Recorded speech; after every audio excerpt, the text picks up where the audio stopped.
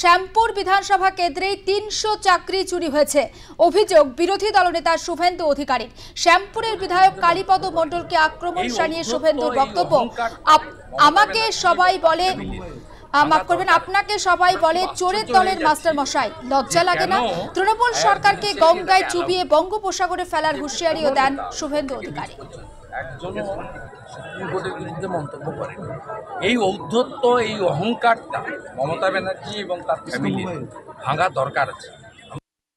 বিজেপির কোনো নেতা উপর থেকে নিচ পর্যন্ত একজনও সুপ্রিম কোর্টের বিরুদ্ধে মন্তব্য করেন।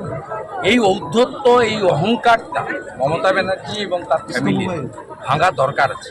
আমরা খুব আশ্চর্য হয়ে যাচ্ছি যে কেন হায়ার জুডিশিয়ারি এটাকে অ্যালাউ করছে। মমতা ব্যানার্জি তুলে দিয়েছে। মমতা ব্যানার্জি ২১,০০০ মদের দোকান আর ডিয়ার লটারি আর সঞ্জীব গোয়েঙ্কাকে মনোপলি ইলেকট্রিকের ব্যবসা করতে দেওয়া